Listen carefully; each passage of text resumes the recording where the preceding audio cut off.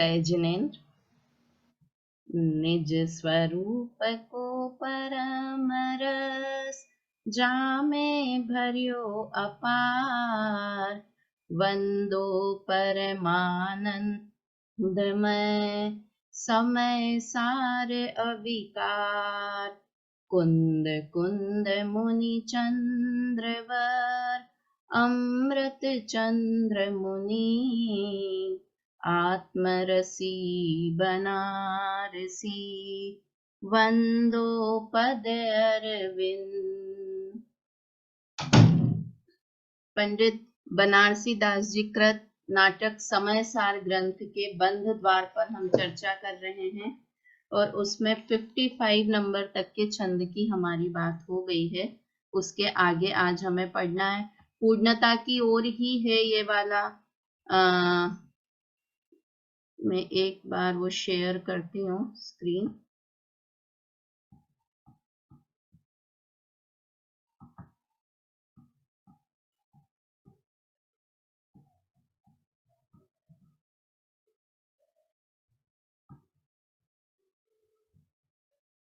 दिखाई दे रही है स्क्रीन? हाँ हाँ।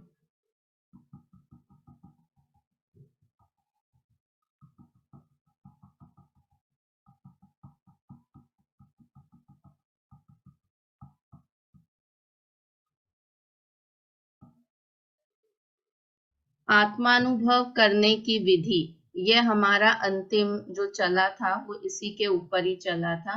तो हमने इसमें क्या देखा था कि सबसे पहले अपने को शरीर से भिन्न मानो, फिर सूक्ष्म शरीर से भिन्न मानो। इसके पहले की बात क्यों नहीं की कि ये तो प्रत्यक्ष पर दिखाई देते हैं। घर परिवार के लोग, जो मेरे बाकी संपर्क में संयोग में जो भी बाहर की चीजें आती हैं, वो तो प्रत्यक्ष भिन्न दिखाई ही देती है।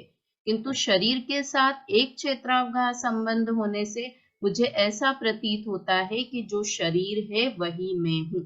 तो यहाँ सबसे पहले कहा कि शरीर से अपने आप को भिन्न मानो। उसके बाद सूक्ष्म शरीर मतलब द्रव्य कर्म, द्रव्य कर्म मतलब ज्ञानावर्णादि 8 कर्म, कि इन 8 कर्म का जो उदय आता है उन 8 कर्म के उदय से भी मैं भिन्न हूँ। 8 कर्म तो दिखाई नहीं देते, और ऐसा कौन सोचता है कि मैं ज्ञानावर्णी कर्म से भिन्न हूँ, दर्शनावर्णी कर्म से भिन्न हूँ। तो यहाँ द्रव्य कर्म से भिन्न मानो, इसका क्या मतलब लेना? सूक्ष्म शरीर नाम दिया उसे, है ना, कारमान वर्गना के शरीर को, या फिर हम कहें कि द्रव्य कर्म। तो उससे भिन्न मानना मतलब उसका जो उदय आता है उस उदय से भी मैं भिन्न हूँ। उसके उदय में जो भी चीजें प्राप्त होती है उन सब से भी मैं भिन्न हूँ। अब ये द्रव्य कर्म के उदय से मैं भिन्न हूँ, ये तो बहुत मोटा स्टेटमेंट हो गया। वास्तव में द्रव्य कर्म के उदय से क्या क्या प्राप्त होता है बेला भाभी? क्या क्या चीजें मिलती हैं? कि ये सारा शरीर वगैरह मिला, नाम कर्म, गोत्र मिला, है ना, साता असाता के उदय मिले, ये गति मिली, मनुष्य शरीर मिला।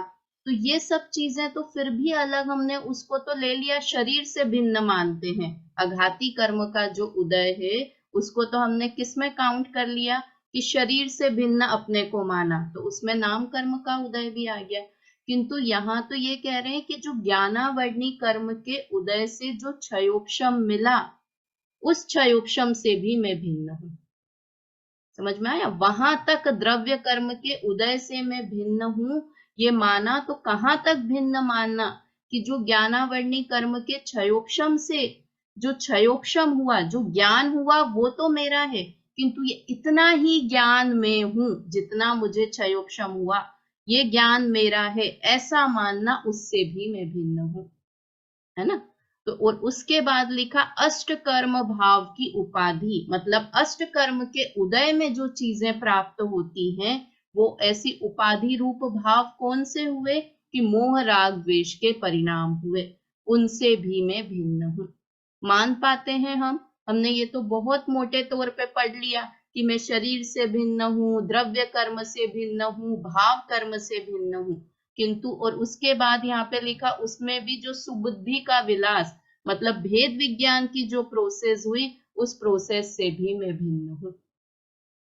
वास्तव में जब समय सार ग्रंथ पढ़ते हैं तो छठी सातवीं नंबर की गाथा है, 7वें नंबर की गाथा है समय सार ग्रंथ की। उसमें लिखा है सम्यक दर्शन ज्ञान और चारित्र से भी मैं भिन्न हूँ। क्या बात कर दी, सम्यक दर्शन से भी भिन्न हूँ। विकारी चीजों से तो मैं भिन्न हूँ, किंतु अविकारी चीजों से भी मैं भिन्न हूँ। क्यों कहा ऐसा? कि वो गुण भेद है, उससे भी मैं भिन्न हूँ। जब कुंद आचार्य देव ने ये समय सार ग्रंथ लिखा तो उनका क्या प्रयोजन था? कि आत्मा को समझाना उनका प्रयोजन नहीं है, आत्मा का अनुभव कराना वो उसका प्रयोजन है समय सार ग्रंथ का। दोनों में क्या अंतर हुआ? कि आत्मा का ज्ञान तो कराने के लिए बहुत सारे ग्रंथ हैं। कैसे ग्रंथ हैं? कि ये 8 कर्म ऐसे हैं, वो आत्मा से रिलेटेड है। गुण स्थान की बात की, वो आत्मा कहीं ना कहीं आत्मा से रिलेट कर सकते हैं। किंतु ये जो आत्मानुभव करने की विधि जिसकी हम चर्चा कर रहे हैं ना, तो कुंद आचार्य का कहें या समय सार ग्रंथ का कहें या नाटक समय सार ग्रंथ का मुख्य प्रयोजन क्या है? कि आत्मा का अनुभव मुझे हो। आत्मा का ज्ञान तो हमने अनेकों बार कर लिया। आत्मा का ज्ञान करना मतलब क्षयोक्षम बढ़ा लेना आत्मा के संबंध में। इतना अच्छा क्षयोक्षम हो गया कि हम गिन के बता दें इतनी शक्तियां हैं, इतने गुण हैं मेरे अंदर, तो ये सब भी क्षयोक्षम है। किंतु यहाँ क्या प्रयोजन है इसका? कि आत्मा का अनुभव मुझे हो जाए। देखो 3 चीजें होती है। एक तो होता है कि हम शब्द ग्रहण करना, किसी चीज को पढ़ते हैं हम तो शब्द ग्रहण करते हैं, तो वो किससे करते हैं? शब्द ग्रहण करते हैं तो किससे करते हैं? कान से करते हैं या आंख से करते हैं? इंद्रियों के निमित्त से हम शब्द ग्रहण करते हैं। फिर हम थोड़े ऊपर बढ़ते हैं तो फिर बोलने लगते हैं कि इसका अर्थ ग्रहण करो। शब्द ग्रहण करने से कुछ भी नहीं होगा, उसका अर्थ समझ में आना चाहिए, है ना? तो अर्थ ग्रहण किससे होता है? कि मन से होता है ना? मन लगाएंगे तो हम उसको, कि जैसे हमने पढ़ा कि सुदृष्टि, तो ये शब्द पढ़ा पहले, तो सुदृष्टि का अर्थ शब्द पढ़ लिया, अब इसका अर्थ हम पढ़ने लगे, उसका अर्थ समझ, तो मन में कि सम्यक दृष्टि, सु मतलब सम्यक दृष्टि यानी दृष्टि करना, श्रद्धान करना, वो चीज है ना। तो ये हमने मन में ग्रहण किया। पहला शब्द ग्रहण हमने इंद्रियों से किया, अर्थ ग्रहण हम मन से करते हैं। और तीसरी चीज होती है भाव ग्रहण करना या अनुभव करना, उसे कहते हैं भाव ग्रहण करना। तो भाव ग्रहण करने में जब ये बोलते हैं ना कि जब आत्म अनुभव आवे तब मन पक्षी मर जावे, सुशीला आंटी सुना है ना ये बात? तो मन भी उसमें काम नहीं करता है। जब आत्मा का अनुभव होता है तो इंद्रियां और मन दोनों का काम नहीं रहता है। तो मन बिना तो हमको लगता है हम कैसे सोचेंगे, क्या करेंगे मन के बिना, है ना? तो इसमें देखो एक और ये इसी का ही नाटक समय सार ग्रंथ का ही दोहा है, उसमें अनुभव की परिभाषा क्या दी? वस्तु विचारत ध्यावते मन जावते पावे मन पावे विश्राम, है विश्राम, ना? रस स्वादत सुख उपजे सुख उपजे अनुभव ताको अनुभव या को या नाम। को नाम, है ना? तो मन पावे विश्राम, मन भी वहां पर रुक जाता है। इसको कहते हैं अनुभव की दशा। कि मन में जो विकल्प उठ रहे हैं वो विकल्प का भी नहीं होना, उसका नाम है आत्मा का अनुभव होना। हम कहाँ पे आके शब्द से ऊपर हम अर्थ ग्रहण करने तक तो पहुंच जाते हैं। पहले तो हमारी ऐसी दशा थी कि हम शब्दों में ही उलझ कर रह जाते थे, तो हम एक स्टेप आगे बढ़ गए, शब्द में उलझ के रह जाते थे, मतलब कि बस पूजा पढ़ दी, कुछ पढ़ रहे हैं तो पढ़ दिया हमने, स्वाध्याय किया तो पहले ऐसे नियम ले लेते कि स्वाध्याय करना है तो कैसे, कि मैं रोज 10 पन्ने पढ़ूंगी, ग्रंथ के 10 पेज रोज पढ़ूंगी, तो वो क्या हो गया? स्वाध्याय हो गया। तो वो सिर्फ हम पढ़ लेते थे ना। अब थोड़े समझदार हो गए तो अब किस स्टेज तक आ गए कि भाई खाली पढ़ने से नहीं होगा, पढ़ने के बाद उसका अर्थ भी समझ में आना चाहिए, तो हम अर्थ तक पहुंच गए। किंतु यहाँ तो क्या कह रहे हैं? अर्थ के भी आगे भाव तक पहुंचो, उसके अनुभव तक पहुंचे, तब समझें कि हमने आत्मा का अनुभव किया, आत्मा का सही अनुभव किया हमने, है ना। तो यहाँ पर वो ही अनुभव करने की विधि यहाँ पर बता रहे हैं कि राग द्वेष मोह से भी अपने को भिन्न जानो, और उसके बाद सुबुद्धि का विलास, मतलब जो पर्याय रूप विकल्प रूप भेद विज्ञान की दशा है, जहां पर विकल्प है, उस विकल्प मात्र से भी अपने को भिन्न जानो, तब आत्मा का अनुभव है, वो आत्मा का अनुभव है। वो विकल्प पूर्वक कि मुझे आत्मा का अनुभव करना है, मुझे आत्मा का अनुभव करना है, सब लोग चले जाओ, कमरा बंद कर लो, शिखर जी के टॉप पहाड़ पे बैठ के, कोई नहीं है, तब वहां आंख बंद करके बैठ गए। मतलब हम हमेशा क्या करते हैं कि बाहर की चीजें एकत्रित करने में लग जाते हैं, बाहर से उस चीज का संबंध समझने लगते हैं कि आत्मा का अनुभव होगा तब ऐसी ऐसी दशा मेरी होनी चाहिए, ऐसे ऐसे विकल्प मुझे होने चाहिए। और यहाँ क्या कह रहे हैं कि विकल्प मात्र का त्याग होगा तब आत्मा का अनुभव होगा, ना। जो मैं ये 7वीं गाथा की बात कर रही हूँ, तो वहां पे तो एक गुण भेद के विकल्प हो, वो भी आत्मानुभूति में बाधक है, ना। अपन हमेशा रसगुल्ला वाला उदाहरण देते हैं ना, कि एक तो बनाने की प्रोसेस, उसमें बहुत विकल्प हैं, अब खाने की प्रोसेस, उसमें भी कोई विकल्प करे तो उसे रसगुल्ले का आनंद नहीं आएगा।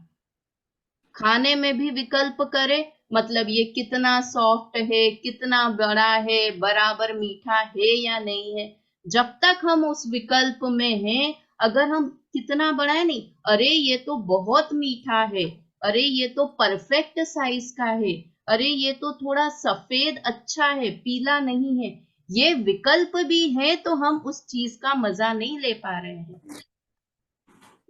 मतलब अच्छी चीज के विकल्प, बुरे के नहीं कह रही हूं मैं कि ये अच्छा नहीं है, ज्यादा बड़ा है, हार्ड है, ऐसे बुरे विकल्प नहीं, अच्छे विकल्प कर रहे हैं अगर उस रसगुल्ले के बारे में कि ये बहुत अच्छा है, बहुत ही बढ़िया बना है, किसने बनाया, इतने विकल्प भी कर रहे हैं, तो हम उसका आनंद नहीं ले पा रहे। तो यहाँ कह रहे हैं वो तो, ये तो सड़े से रसगुल्ले की बात है, और हम तो आत्मा की बात कर रहे हैं, तो उसमें तो विकल्प मात्र होंगे, तब तक हम उस आत्मा का अनुभव नहीं कर सकते हैं। वास्तव में ये शब्दों में आए ऐसी बात नहीं है, अनुभव की बात शब्दों में आ ही नहीं सकती। अनुभव करना मतलब एक्सपीरियंस करना उस चीज को, तो वो आप शब्द में कैसे बता सकते हो, है ना। तो ये सिर्फ एक कहने की रीति है कि ऐसे आत्मा का अनुभव करो, किंतु वास्तव में इसमें एक समय सार में आता है, वो लाइन आती, जो ज्ञात वो तो वो ही है, कि आत्मा कैसा है, कि बस वो तो उसके जैसा ही है, किसके जैसा है, कि वो तो उसके जैसा ही है, नहीं अप्रमत्त प्रमत्त नहीं, जो एक ज्ञायक भाव है, वो वाली गाथा है ना 6 नंबर की, तो उसमें ये कि वो तो वो ही है। तो आत्मा कैसा है कि शरीर से भिन्न है, द्रव्य कर्म से भिन्न है, भाव कर्म से भिन्न है, विकल्प मात्र से भिन्न है, तो ये भी सिर्फ कहने के लिए हम कह रहे हैं। मतलब ये कुछ अनुभव में आना, मतलब उस पे भरोसा होना, विश्वास होना, ऐसा ही मैं हूं, ऐसा पक्का श्रद्धान होना, उसका नाम अनुभव है, और वो शब्दों में आने वाली बात नहीं है। जैसे इसके लिए बहुत सारे, ये आत्मानुभव करने की विधि के लिए नारियल का उदाहरण सुना होगा, कैसा है कि जब हमें अभी दिवाली पे बनाई होगी, क्या बोलते हैं उसको, नारियल की बर्फी, खोपरा पाक। खोपरा पाक, हाँ। तो कैसा होता है वो खोपरा पाक, कि पहले सबसे पहले जड़ को, वो छिलके जो होते हैं नारियल, उसके छिलके को उतारा, फिर उसके ऊपर एक कड़क हिस्सा आता है, उस कड़क हिस्से को भी हटाया, फिर जो वो लाल लाल छाल होती है ना, उसको भी किसनी से किस देते हैं, और फिर वो जो व्हाइट एक निकलता है, उस व्हाइट का फिर हम खोपरा पाक बनाते हैं, तो वो बहुत सुंदर, उसमें एक काला कण का निशान भी नहीं रहता है। तो वो सफेद जो चीज निकली, वो हमारे काम की है। उसके लिए समझो, या हम दिवाली के दिन जो भगवान को चढ़ाते हैं, लड्डू तो अपन चढ़ाते नहीं है, नारियल का गोला चढ़ाते हैं ना, तो वो भी लाल छाल वाला नहीं, वो लाल छाल भी निकाल के वो जो सफेद एक शुद्ध गोला बचता है, वो सफेद शुद्ध गोला हम भगवान को समर्पित करते हैं। तो ऐसे ही आत्मा के लिए ये कि ये जो छाल ऊपर के छिलके हैं, तो ये शरीर आदि से मैं भिन्न हूं। उसके बाद वो हार्ड छिलका आया, तो द्रव्य कर्म से भी मैं भिन्न हूं। और उसके बाद वो लाल छाल आई, मतलब वो बिल्कुल उस गोले से चिपकी हुई है, उसे हमें किस किस के मुश्किल से निकालना पड़ रहा है। तो उस द्रव्य राग द्वेष मोह के परिणाम उन सब से भी मैं भिन्न हूं। और फिर जो अखंड एक शुद्ध तत्व बचा, वो अखंड शुद्ध तत्व में हूं, ऐसा आत्मा में हूं, है ना। और एक और आपने देखा होगा कई जगह कांच के ऊपर या कहीं ऐसे सिद्ध भगवान का शेप बना रहता है, फिर एक सिद्ध भगवान का, फिर उसके बाहर शरीर, फिर उसके बाहर आउटलाइन, फिर उसके बाहर ऐसे 3-4 आउटलाइन बनी होती है। देखा है, कभी देखा है आरती जी, देखा है बेला भाभी, देखा है? नहीं, ऐसा बना होता है, ऐसा शेप अपने शरीर के जैसे, जैसे अपन ध्यान में बैठते हैं ना, वैसा शेप बना हुआ रहता है। फिर उसके छह आसपास, डाला में छह हाँ डाला की किताब में दे रखा है हाँ, चित्र। 6 डाला में भी है, बराबर सही कह रहे। फिर उसके बाहर एक और, उसके बाहर तो ऐसे कि मैं पहले इससे भिन्न हूँ, फिर इससे भिन्न हूँ, फिर इससे भिन्न हूँ, मतलब शरीर आदि से भिन्न हूँ, फिर द्रव्य कर्म से भिन्न हूँ, फिर भाव कर्म से भिन्न हूँ, और गुण भेद से भी भिन्न होता हुआ अखंड ध्रुव तत्व में हूँ। और ये वास्तव में जब ये हम शुरू में स्टार्टिंग करने बैठते हैं, जब अनुभव के लिए बैठते क्या है, आत्मानुभव करने के लिए बैठने की भी जरूरत नहीं है कि ऐसी दशा में इस पोजीशन में बैठना है। ये तो हमेशा हमारे घोलन की बात है। हमें इस चीज का श्रद्धान करना है, विश्वास करना है। क्या विश्वास करना है? कि जो ये राग द्वेष के परिणाम हो रहे हैं, ये राग द्वेष के परिणाम भी मैं नहीं हूं, ऐसा विश्वास करना है। और कब करना है? कि जब हो रहे हैं उस काल में भी ऐसा मानना है कि ये परिणाम मेरे नहीं है। ये औपाधिक भाव है, कर्म के उदय में हो रहे हैं, इसलिए ये औपाधिक भाव है, मेरे भाव नहीं है। तो ये अपन ने ऐसे पूरा छंद तो पढ़ लिया था, एक बार इसका अर्थ और पढ़ दीजिए। कौन पढ़ेगा? पढ़िए आरती जी, पढ़िए।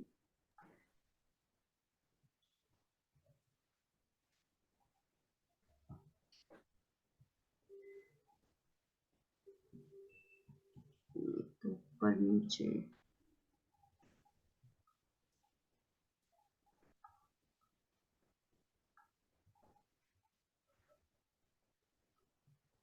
हाँ पढ़िए। पहले वेद विज्ञान से स्थूल शरीर को आत्मा से भिन्न मानना चाहिए। फिर उस स्थूल शरीर में तेजस कारमान सूक्ष्म शरीर है, उसे भिन्न जानना उचित है। पश्चात अष्ट कर्म की उपाधि जनित राग द्वेषों को भिन्न करना और फिर वेद विज्ञान को विभिन्न मानना चाहिए। उस वेद विज्ञान में अखंड आत्मा विराजमान है, उसे श्रुत ज्ञान प्रमाण व नए निक्षेप से आदि से निश्चित करके उसी का विचार करना और उसी में लीन हो जाना चाहिए। मोक्ष पद पाने की निरंतर ऐसी ही रीति है। हाँ, अगर मोक्ष पद पाना है तो उसकी शुरुआत सम्यक दर्शन से है, और सम्यक दर्शन प्राप्त करने की निरंतर ऐसी ही रीति है का क्या मतलब है? हमेशा ऐसी ही रीति है ना। एक होए तिहु काल मां परमारथ को पंथ। हाँ, एक ही मार्ग है, तीनों काल में मोक्ष जाने का एक ही रास्ता है, और वो क्या है? कि इस विधि से अपनी आत्मा को पहचान कर सम्यक दर्शन करना। तो इस तरह से 55 नंबर का छंद हुआ। 56 नंबर का छंद अपन लेते हैं। अब बिल्कुल अंत की कगार पर है, इसके बाद 2 ही छंद और हैं, और फिर बंध द्वार की चर्चा समाप्त होगी। आत्मानुभव से कर्म बंध नहीं होता। अब ये जो अंतिम छंद है, ये वाला छंद भी अमृत चंद्र आचार्य देव के कलश का ही पद्यानुवाद, कलश के ही आधार पर लिखा गया है। अब बंध द्वार खत्म हो रहा है, तो ये एक उपसंहार की तरह के छंद हैं सारे, कि हम बंध के बारे में बात कर रहे थे। तो हमें बंध कैसे नहीं हो, कर्म बंध किससे नहीं होगा? कि आत्मानुभव होगा तब कर्म का बंध होना रुक जाएगा। हम कर्म बंधन नहीं हो इसके लिए क्या क्या उपाय करते हैं? व्रत उपवास करते हैं। क्यों? क्योंकि हमने पढ़ रखा है तप स निर्जरा, तप करते हैं। और तप करने में सबसे पहला नंबर कौन सा है? 12 तप में 6 अंतरंग और 6 बहिरंग। तो सबसे पहला हमने तप पढ़ रखा है अनशन। सबसे काम सरल निर्जरा करनी है या कर्म का बंध नहीं करना है, रोकना है, तो हमें लगता है कि तप उपवास कर लो तो उससे कर्म का बंधन नहीं होगा। और यहाँ क्या कह रहे हैं? आत्मानुभव से कर्म बंधन नहीं होगा। तो वो बात गलत लिखी है क्या कि तप से बंध नहीं होगा? कि तप का मतलब भी यही है कि आत्मा का अनुभव करना। जब आत्मा का अनुभव करेंगे तब खाने की इच्छा ही नहीं होगी, भोजन करने की इच्छा ही नहीं होगी। तो बाहर में किसी को क्या दिखेगा कि अरे इसने तो उपवास किया और इसके सारे कर्म गिर गए और इससे मोक्ष की प्राप्ति हो गई। तो वो बाहर से तो ऐसा दिखा कि उसने भोजन नहीं किया, पर अंदर में क्या कर रहा था वो जीव? कि आत्मा का अनुभव कर रहा था। अंदर की बात तो दिखाई दी नहीं, बाहर की चीजें दिखाई दे गई, इसलिए कह दिया। तो वो भी गलत नहीं है तप स निर्जरा जो बोला, किंतु तप का वास्तविक अर्थ क्या है? कि आत्मा का अनुभव करना, उससे ही कर्म बंध नहीं होता है। चलिए पढ़ते हैं, चौपाई है। इह विधि वस्तु व्यवस्था जाने, रागादिक निज रूप न माने, ताते ज्ञानवंत जग माही, परम बंध को करता नाही। यह विधि वस्तु व्यवस्था जाने, इस विधि से, कौन सी विधि से? जो ऊपर बताई ना 55 नंबर के छंद में, कि ऐसे शरीर से भिन्न जानना, फिर द्रव्य कर्म से, भाव कर्म से, ऐसी से वस्तु व्यवस्था जाने। वस्तु मतलब आत्म वस्तु, आत्मा के वस्तु की व्यवस्था ऐसे जाने कि आत्मा ऐसा है। इस विधि से आत्मा को ग्रहण करे। और कैसा लिखा? रागादिक निज रूप न जाने, रागादिक को अपना स्वरूप नहीं माने, है ना। ताते ज्ञानवंत जग माही, कर्म बंध को करता नाही। इसलिए ज्ञानवंत, ज्ञानी, ज्ञानवंत मतलब ज्ञानी जीव इस संसार में कर्म बंध के करता नहीं है ना। अब कहाँ से शुरू की थी कि कर्म बंध का कर्ता कौन नहीं है? किसे कर्म का बंध नहीं होता, या मुझे कर्म का बंध कैसे नहीं होगा? तो ये 4 लाइन में से पहली और तीसरी लाइन हटा दो, दूसरी और चौथी लाइन इसको वापस पढ़ते हैं। क्या है दूसरी और चौथी लाइन? रागादिक रूप निज रूप न माने, कर्म बंध को करता नहीं, है ना। बाकी 2 लाइन में तो, पहली लाइन में तो ऊपर की लिंक कर दी, और तीसरी लाइन में बता दिया कि ज्ञानी जीव को ऐसा होता है। अब ये रागादिक निज रूप न माने, इसको इतना विस्तार किया है गुरुदेव ने इस लाइन को, कि रागादिक निज रूप न माने, राग मेरा नहीं है ना। जो जीव ऐसा मानता है उसे कर्म बंध का वो करता नहीं होता है। इस लाइन को ऐसा लिख देते अगर बेला भाभी, रागादिक निज रूप न करता, यहाँ करने की बात नहीं लिखी, मानने की बात लिखी, कि रागादिक को अपना नहीं मानता है, रागादिक का करता नहीं माने। ऐसा क्यों नहीं लिखा? कि रागादिक होना ये हमारे हाथ में ही नहीं है। क्या कहा? कितनी बड़ी बात है। राग नहीं हो ये हमारे हाथ में नहीं है। आंख बंद करके बैठ जाऊं बिल्कुल एकदम कि मुझे राग नहीं करना है, मुझे द्वेष नहीं करना है, बच्चे कितनी भी तोड़ा फोड़ी करें, मुझे क्रोध नहीं करना है, कर पाएंगे ऐसा? मम्मी कर पाएंगे ऐसा? आंख बंद करके हम बैठ जाएं, ऐसा विचार करें? हाथ में ही नहीं है।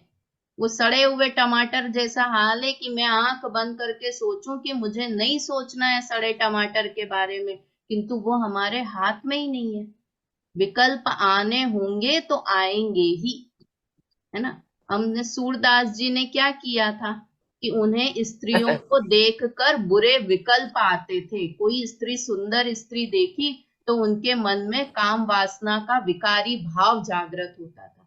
तो उन्होंने सोचा कि न रहेगी आंख न बजेगी बांसुरी, नहीं रहेगा बांस न बजेगी बांसुरी। तो उन्होंने क्या किया, आंख फोड़ ली अपनी, आंखें फोड़ ली। तो अब आंख से मुझे दिखाई नहीं देगा तो मुझे विकार नहीं होगा। तो ये सही था क्या? अंधों को विकार नहीं होता है? अंधों को विकार होता है कि नहीं? कि होता है, आंख से होता है। उसका लेना देना ही नहीं है, वो मन में विचार कर ले। होता है कि नहीं कि कोई जेल में बंद है, बहुत अंधेरी जेल में, और वो वहां बैठकर भी अपनी पत्नी के बारे में सोच के विकार भाव ला सकता है या नहीं ला सकता है? उदाहरण ये आचार्यों ने दिया है ग्रंथों में कि अपनी प्रियसी का चेहरा वो जेल में बैठकर भी देख सकता है, वहां भी बैठ के। तो वहां तो वो है नहीं सामने पर पदार्थ। तो जब राग द्वेष होना नहीं होना ये हमारे हाथ में नहीं है, वो किसके हाथ में है? कि पूर्व कर्म के उदय के हाथ में है। मुझे पूजा का विकल्प आएगा तो आएगा ही। सुबह 8 बजेंगे तो मेरे अपने आप मन होंगे कि मैं देव शास्त्र गुरु की पूजा करूं। कैसे हो रहा है ये विकल्प? क्यों आ रहा है? कि पूर्व कर्म का उदय ऐसा है, इसलिए ऐसा विकल्प आ रहा है। तो यहाँ क्या लिखा कि राग द्वेष भाव नहीं होना ये कर्म बंध रोकने का उपाय नहीं है। ध्यान से सुनना इस बात को, क्या कहा? राग द्वेष नहीं होना ये कर्म बंध रोकने का उपाय नहीं है, किंतु राग द्वेष मेरे नहीं है ऐसा मानना कर्म बंध रोकने का उपाय है। क्या अंतर है? कौन बोल सकता है ये सेंटेंस वापस से? सुशीला आंटी, क्या बोला मैंने अभी? राग द्वेष होना करना मेरा काम नहीं है, राग नहीं करने से मेरा कर्म बंध का कोई कारण नहीं है। हाँ, लेकिन राग द्वेष को अपना मानना वो वेरी कर्म गुड, बंध का कारण। Very good. राग द्वेष मेरे हैं, ये परिणाम अच्छे हैं, ये परिणाम का कर्ता मैं हूं, ऐसा मानना।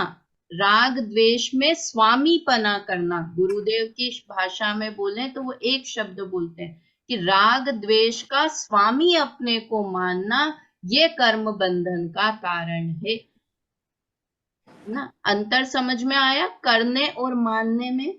कि करना में तो मैं करूं नहीं करूं ऐसा विकल्प भाव हो गया, किंतु ये परिणाम हो रहे हैं उस समय भी ऐसा मानना कि ये परिणाम मेरे नहीं हैं, मैं इनका करने वाला नहीं हूं, ये कर्म के उदय में मेरे ऐसे परिणाम हो रहे हैं। और इस समय जो ज्ञान हो रहा है ना, इन भावों को जानने, राग द्वेष के परिणाम का जानने का जो भाव हो रहा है वो भाव मेरा है, जानने वाला भाव मेरा है, किंतु राग द्वेष का भाव मेरा नहीं है। क्या कहा बेला भाभी?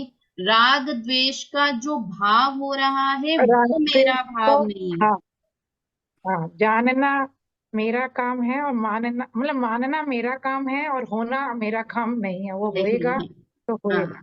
वो होंगे तो होंगे, क्योंकि यहाँ तो विकल्प मात्र से मुक्त कर रहे हैं ना। अगर हम परिणामों की बात करेंगे कि अगर हम परिणाम की, मुझे राग का परिणाम क्यों आया, मुझे द्वेष का परिणाम क्यों आया, मुझे काम विकार का परिणाम क्यों आया, अगर हम उस बारे में सोच रहे हैं कि क्यों आया, तो भी हम दुखी ही रह रहे हैं और उसी के बारे में सोच रहे हैं, है ना। और जबकि उस समय वो आ रहे हैं तो उन्हें इग्नोर करो। इग्नोर करना बेस्ट काम है कि विकार आ रहे हैं, इग्नोर करो कि इस समय जो जानने का काम हो रहा है ना वो मेरा स्वभाव है, इन परिणामों का कर्ता मैं नहीं हूं। वास्तव में ये सारी चीजें बहुत मुश्किल है समझाना और समझ में आना भी, है ना। समझाना भी मुश्किल है और समझ में आ जाए वो भी बहुत मुश्किल है, क्योंकि हो दोनों रहे के हैं बीच ना। में बहुत थिन लाइन डिफरेंस है, बहुत ही, मतलब बहुत ही कम डिफरेंस है दोनों के बीच में, बट हाँ, है। हाँ, है, डिफरेंस है मानने में। रागादिक निज रूप न जाने। एक और गुरुदेव ने क्या लाइन लिखी उसके अंदर, मैंने यहाँ लिख के रखा है ज्ञानी को परद्रव्य को ग्रहण करने का राग नहीं होता है ना। परद्रव्य को ग्रहण में करूं ऐसा राग नहीं होता है।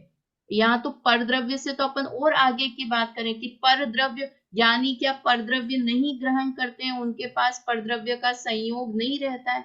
तो बोला सब होता है। भरत चक्रवर्ती के पास ढेर सारा परद्रव्य था, 6 खंड का राज्य हो इतना परद्रव्य था, किंतु उन्हें ये विकल्प नहीं होता है कि मैं इस परद्रव्य को ग्रहण करूं, इसे अपना मानूं, मेरा इसमें स्वामीपना है, ऐसा भाव नहीं रहता है। इसलिए उन्हें कर्म बंध नहीं होता है सम्यक दृष्टि जीव को।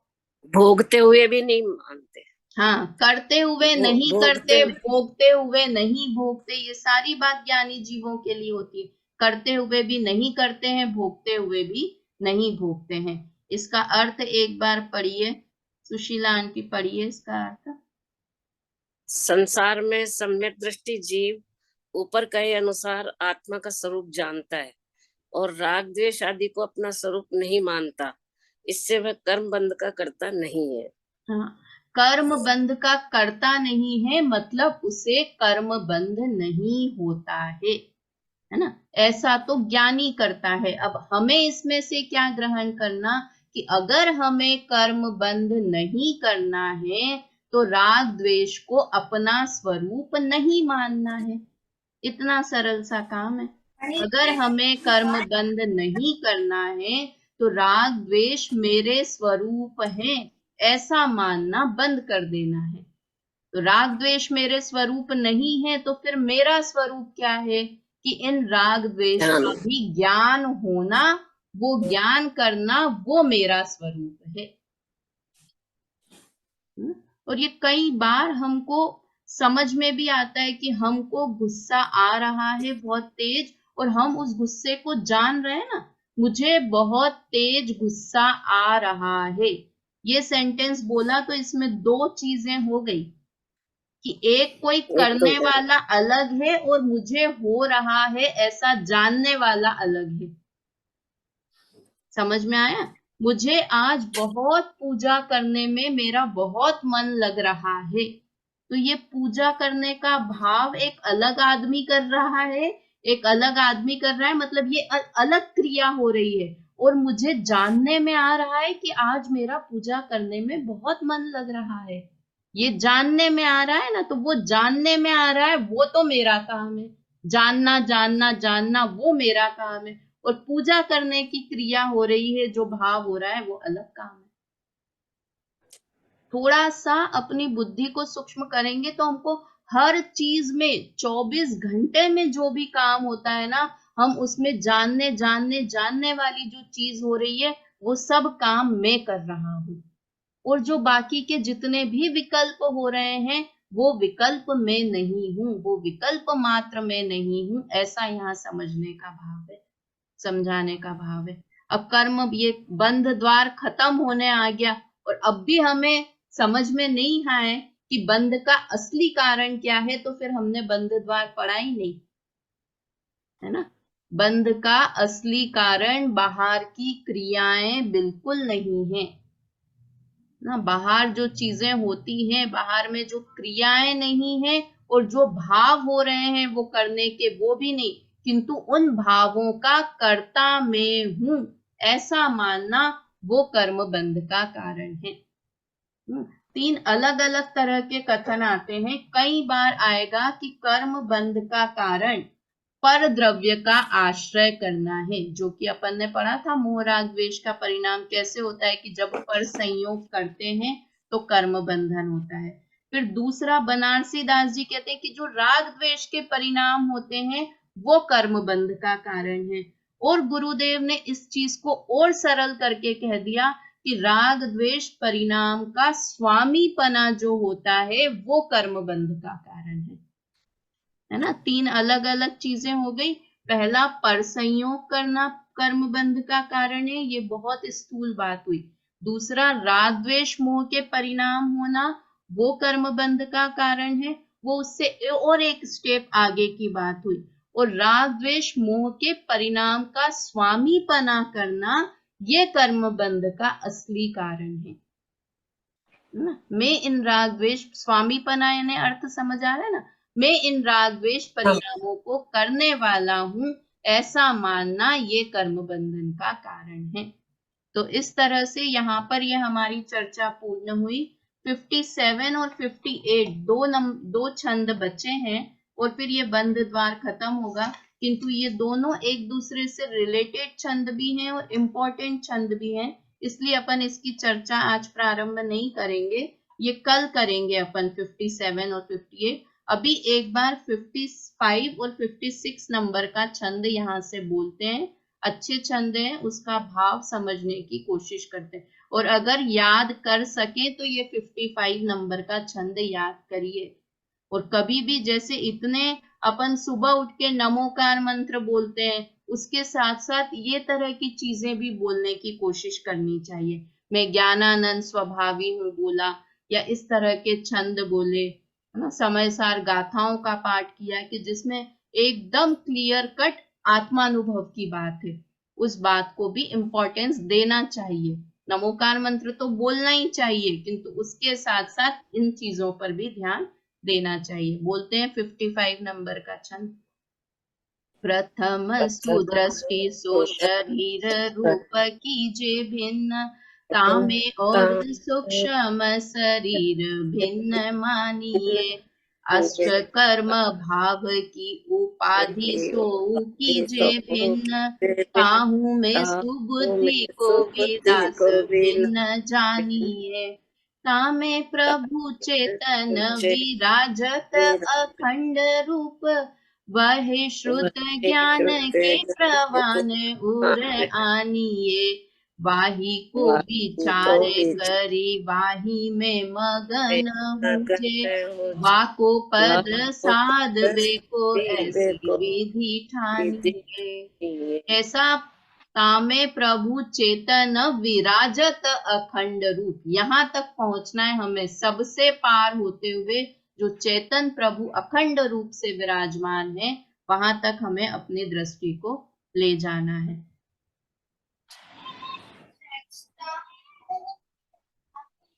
फिफ्टी 56 नंबर का छंद बोलते हैं एक बार। आत्मानुभव से कर्म बंधन नहीं होता, यह विधि वस्तु व्यवस्था जाने, रागादिक निज रूप न माने। ताते ज्ञानवंत जग माही, कर्म बंध को कर नाही। ये यहाँ पर एक शैली है जो कुंद आचार्य देव की है, कि उन्होंने ज्ञानी की प्रशंसा की, ज्ञानी का स्वरूप बताया कि ज्ञानी ऐसा विचार करते हैं।